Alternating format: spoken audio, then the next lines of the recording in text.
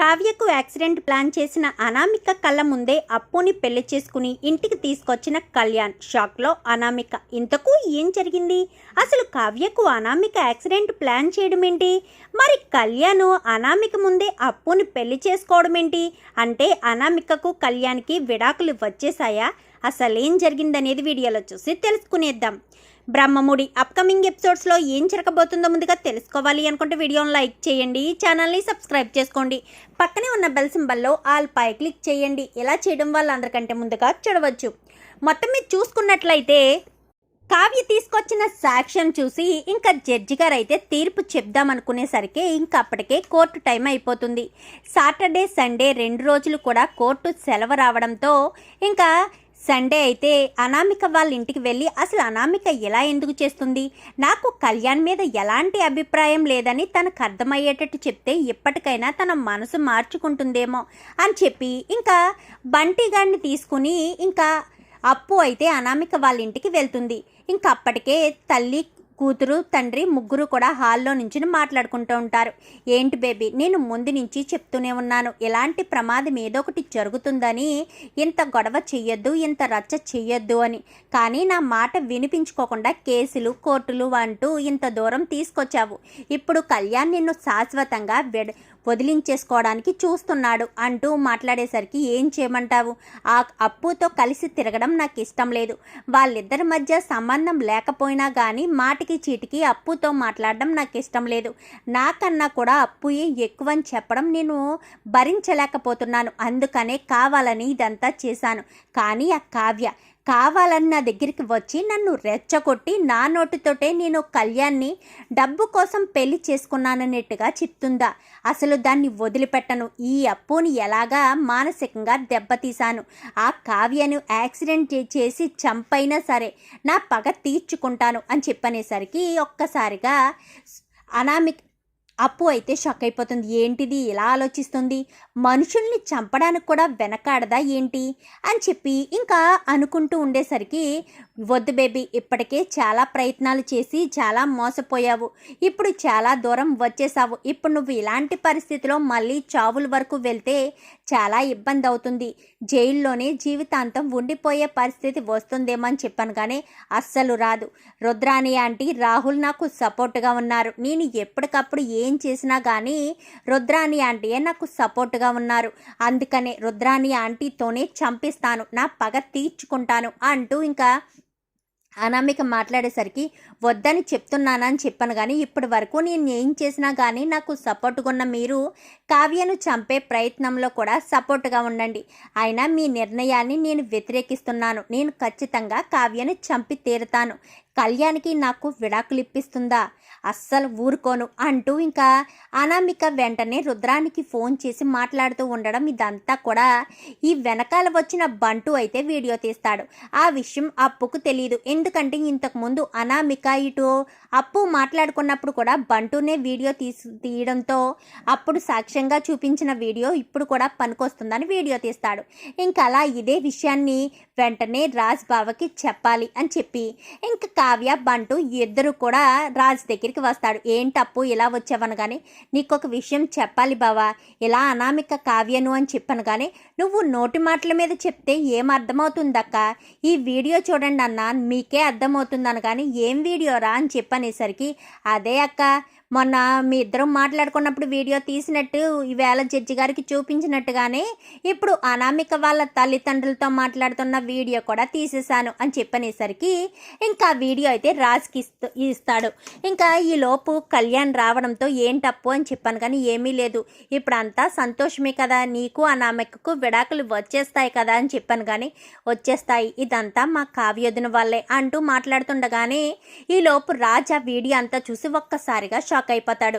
ఇంకా ఏంటన్నయ్య ఏంటా వీడియో అంటూ ఇంకా కళ్యాణ్ కూడా వీడియోని చూసి ఇంకా అదంతా చూసి అనామిక మీద అయితే కళ్యాణ్కి చాలా కోపం వస్తుంది. ఇంకా ఏం మాట్లాడు, అన్నయ్య రా అని చెప్పాను కానీ ఎక్కడికి రా అని చెప్పనేసరికి నా మీద నమ్మకం ఉంటే రా అన్నయ్య అని చెప్పి ఇంకా ఇటు రాజు అప్పుని తీసుకుని బంటుని తీసుకుని నేరుగా ఒక షాప్ దగ్గరికి అయితే వెళ్తాడు. ఇంకా పూల షాప్లో 2 పూలదండలు తీసుకుని మంగళసూత్రాలు తన జోబిలో వేసుకుని నేరుగా అనామిక దగ్గరికి అయితే వచ్చేస్తారు. అనామిక దగ్గరికి వచ్చేసరికి, వచ్చావా? నాకు తెలుసు నువ్వు వస్తావని. నా కాళ్ళు పట్టుకోవడానికి కదా వచ్చావు. కాళ్ళ బెరానికి ఖచ్చితంగా వస్తావని నాకు తెలుసు. రా పట్టుకో అని చెప్పాను కానీ, చిచ్చి నీ కాళ్ళు పట్టుకోవడమా? అప్పు ఇలా రా అని చెప్పాను కానీ అప్పు అయితే లోపలికి రాదు.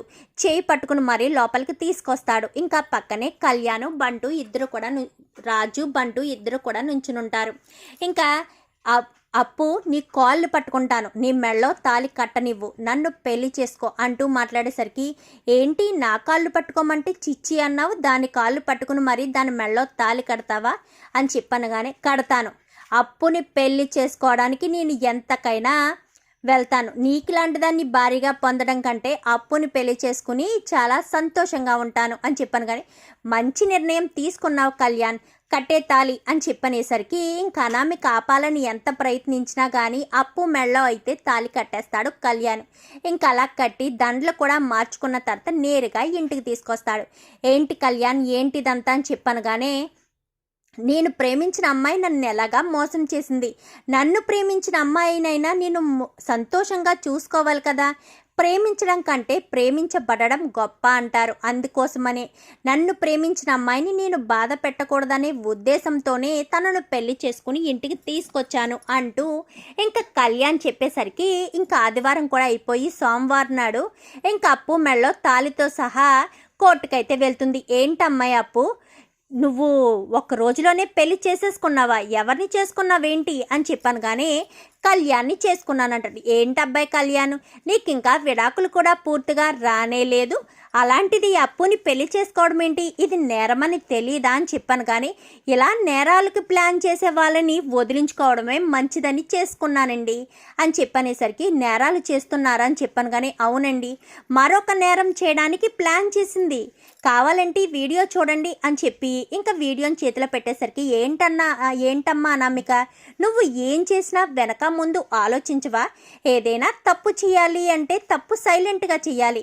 వీడియోలకి వాటికి వీటికి లొంగిపోయి మరీ నువ్వు నేరాలు చేయడం ఏంటమ్మా? అసలు నువ్వేంటో నీ ప్లాన్లేంటో నాకేం అర్థం కావట్లేదు. ఒక పక్కన డబ్బు కోసం కళ్యాణ్ని ప్రేమించానన్నావు, అదే విషయం వీడియో ముందు చెప్పేశావు, ఇప్పుడేమో ఏం చేసావో అంటూ వీడియో ఓపెన్ చేసి చూసేసరికి ఇంకా జడ్జి గారు కూడా ఒక రకంగా షాక్ అయిపోతారు. ఏంటి ఇదంతా ప్లాన్ చేసింది నువ్వేనా? క్లియర్గా అందులో కనిపిస్తుంది కదండి. అదేలే కళ్యాణ్, మామూలుగా అడుగుతున్నానంతే. అనామిక చూస్తే సైలెంట్గా ఉన్నట్టుంది, ఇంత ప్లాన్ చేసిందా? ఒక మనిషిని చంపడానికి కూడా వెనకడతలేదు అబ్బాయి. ఎలాంటి అమ్మాయిని నువ్వు ఎలా ప్రేమించావో నాకైతే అర్థం కావట్లేదు. రాక్షసి జాతికి చెందిన దానిలా ఉంది. ఇలాంటి దాంతో నువ్వు పడలేవులే, ఇంకా నీకు విడాకులు ఇచ్చేయడమే మంచిది. నువ్వు అప్పుని పెళ్లి చేసుకోవడంలో ఎలాంటి తప్పు లేదు. ఇంకా మీ ఇద్దరికి నేను విడాకులు ఇచ్చేస్తున్నాను అని చెప్పాను కానీ, ఇంకా నా ఇష్టం లేకుండా విడాకులు ఎలా ఇస్తారండి అంటూ అనామిక మాట్లాడుతుంది. నీ ఇష్టమా?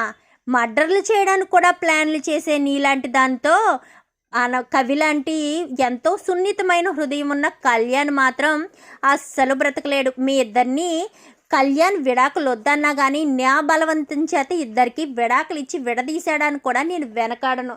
అలాంటి బుద్ధి ఉన్న నీతో కళ్యాణ్ కలిసే ఉండలేదు. కళ్యాణ్, నువ్వు చేసింది మంచిదేనబ్బాయి, నీకు విడాకులు ఇచ్చేస్తున్నాను అని చెప్పి ఇంకా సంతకాలు పెట్టేసేసరికి, మరి నా భరణం అని చెప్పి ఇంకా అనామిక అడిగేసరికి, భరణమా? ఎందుకు భరణం ఇవ్వాలి? నువ్వు ₹1,00,00,000 కట్నం ఇవ్వకుండానే ₹1,00,00,000 కట్నం ఇచ్చానని అబద్ధమాడావు. నీ మెళ్ళో 3 ముళ్ళు పడకముందే వాళ్ళ దగ్గర నుంచి ₹2,00,00,000 తీసుకున్నావు. పెళ్ళయిన తర్వాత కూడా ఇంట్లో వాళ్ళు తెలియకుండా దొంగతనంగా ₹10,00,000 మీ పుట్టింటికి పంపించేశావు. ఇంత చేసిన నీకు భరణం కావాలంటే ఆ 2,10,00,000 ఉన్నాయి కదా, అవే భరణం కింద ఉంచుకో. ఏ కళ్యాణ్ అని చెప్పాను కానీ, అవును సార్ అని చెప్పి కళ్యాణ్ అంటాడు. జడ్జి గారు విడాకులు ఇచ్చేసిన తర్వాత ఇంకా కళ్యాణం అప్పు ఇద్దరు కూడా ఇంటికి వచ్చేస్తారు. ఇంకా ధాన్యలక్ష్మి అయితే అప్పుకు హారతి ఇచ్చి మరీ ఇంట్లోకి సాగనంపుతుంది.